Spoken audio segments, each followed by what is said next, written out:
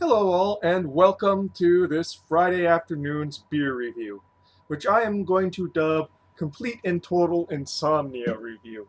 So, I had really bad insomnia last night. I think it's like the first time in years where I did not sleep a single wink at all. So basically, I lied in bed from like about 12:30 at night into about 4:45 in the morning, where I just gave up and got up and just went on the internet again. And at 6 o'clock, I went to the donut shop, picked up a breakfast burrito and a couple donuts, uh, and some coffee. Ate it all, and then circa around 8:30, collapsed into bed for a 3 hour long nap. Um, I'm still very tired.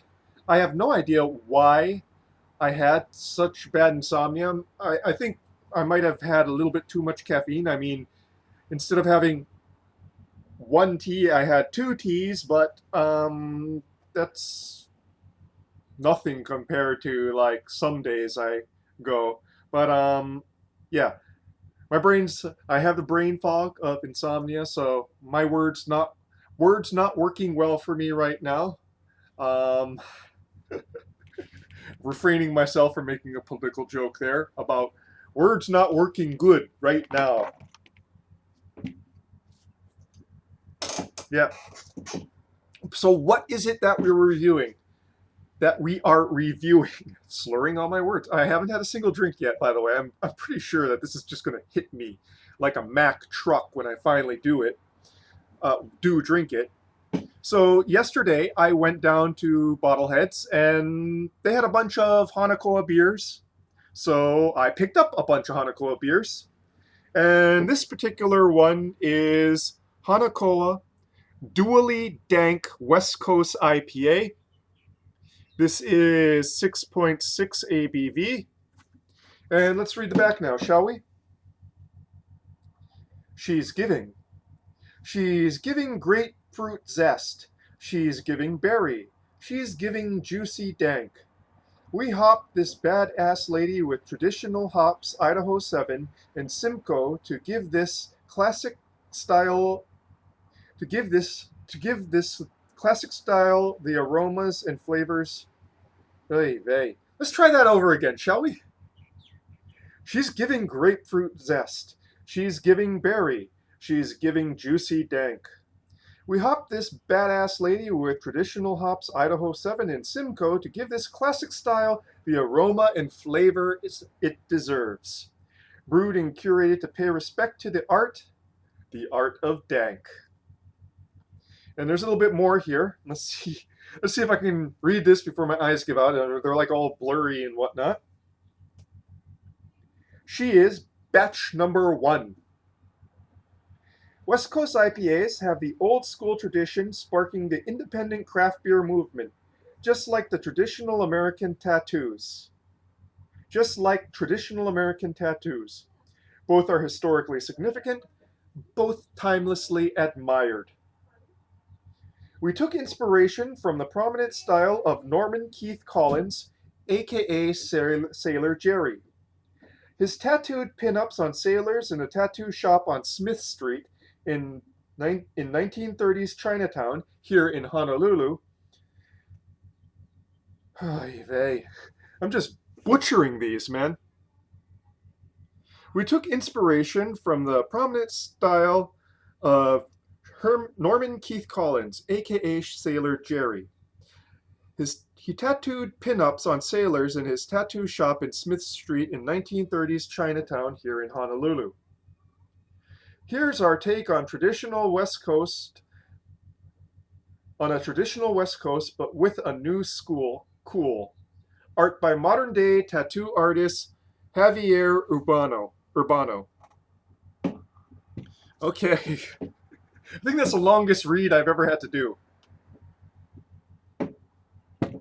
I think I might not need to be seeing an optometrist pretty soon. Even when I'm not absolutely exhausted, it's still really hard to read these. I'm not sure if you can read them. They look to be about 10 point or so. I don't know why. I can read books fairly fine, and the print's not much larger. So I don't know. Maybe in a few years, I'll be having reading glasses. Not looking forward to that. Okay, so let's go and pour this one out, shall we?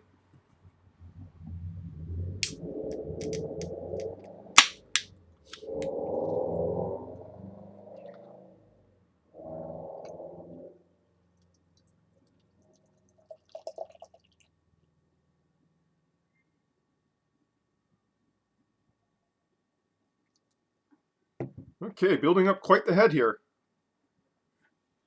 Very nicely carbonated. Look at that. Just billowing carbonation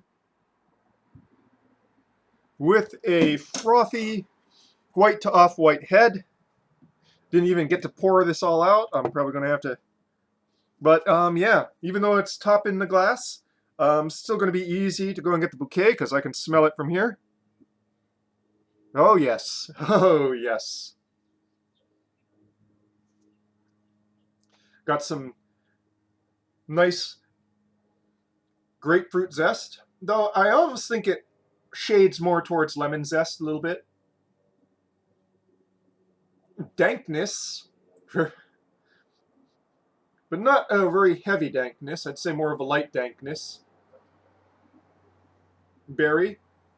And of course, that thing that only I smell in IPAs at times, ozone.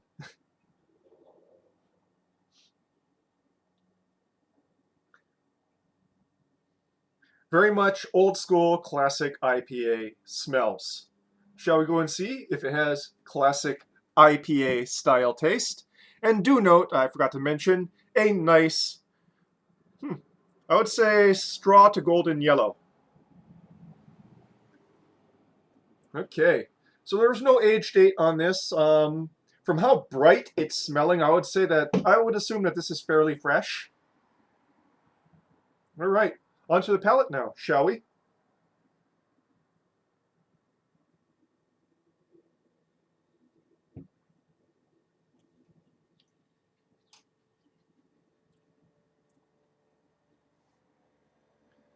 Hmm.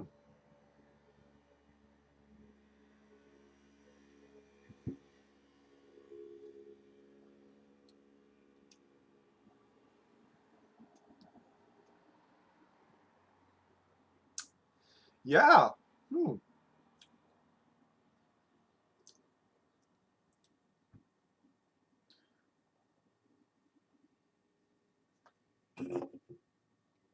Let's see here. Does a website have IBUs? Let's go and look at it. Nope, no IBUs given. So definitely a nice West Coast style IPA. Not overly bitter, but still bracingly enough that you know it's classic.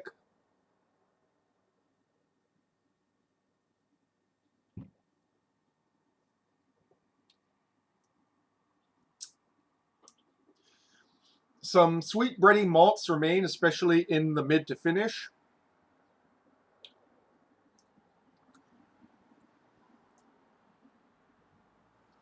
Kind of a papery top note in the long finish. Papery, slightly vegetal.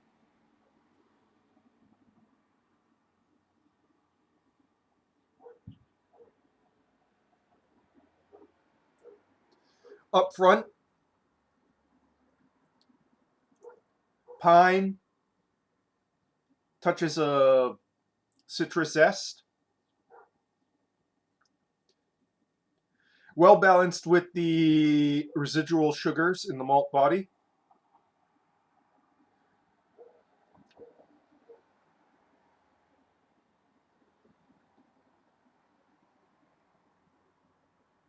Yeah, kind of hitting that sweet spot with the West Coast style there. Um, not too sweet, not too astringently bitter, not too astringently bitter, but not too sweet in the malt body.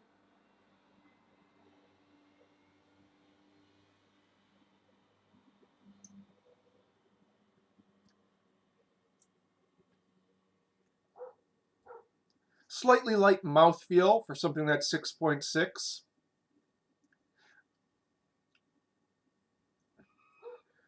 I mean, lighter than what I would think it would be given um, the style and ABV.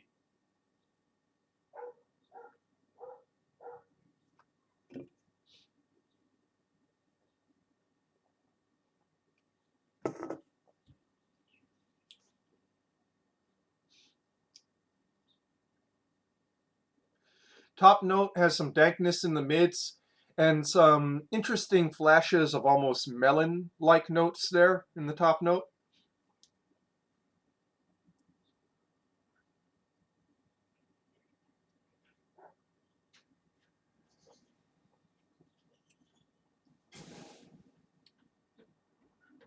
Yeah.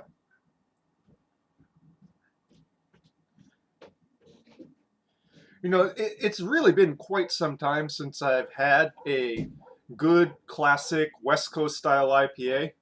Uh, you know, this is not like amazing by any means, but you know, it's just solid.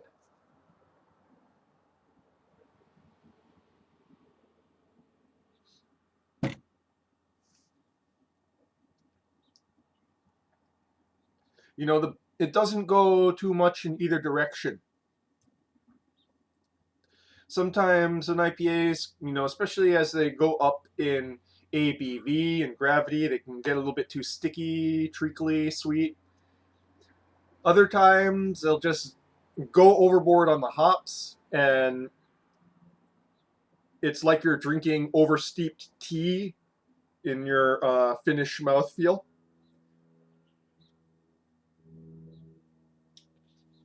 This one's got some nice bright aromas to it, and is overall just a very pleasant drinking experience.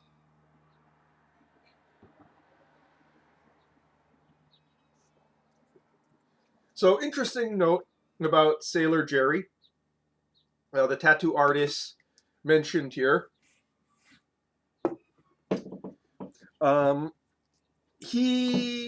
they go and market a brand of rum named after him called Sailor Jerry's Rum, you know, and they also have sort of a festival um, of tattoo arts, and which is heavily sponsored by beer and liquor companies.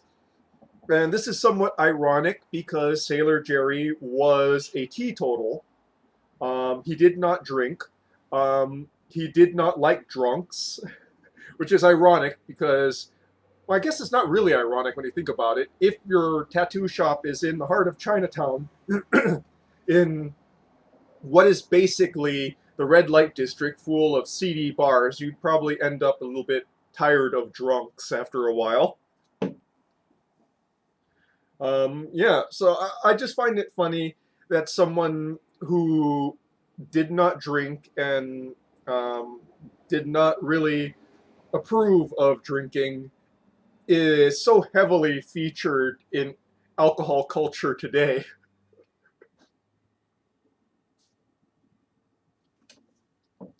It is rather funny, you know. You know, from what I hear, of course, he passed before I was born. This is quite some time ago. He was despite being covered in tattoos and a tattoo artist, as well as a sailor who had gone around the world and everything. He was quite staid and conservative in his both his personal life and his political leanings. So I just kind of find that really funny. Nowadays, tattoos mean I don't have any tattoos, but my sister has many. My brother-in-law has many. And I have relatives with many tattoos. Why don't I have any? It just never really appealed to me. Um, I don't judge. Get them if you want. That being said, you know, uh, don't get a bunch of tattoos if you are financially struggling. They are very expensive, but I can't hit that too hard. Here I am drinking, even though I feel like I live hand to mouth a lot of times, or can to mouth. Huh? Huh? Huh? Even the exhaustion can't go and demolish this wit completely, eh? One hopes so. Kind of loopy now.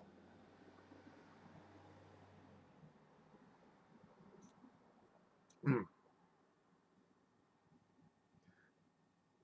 I often wonder what kind of tattoo I would get if I chose to get a tattoo.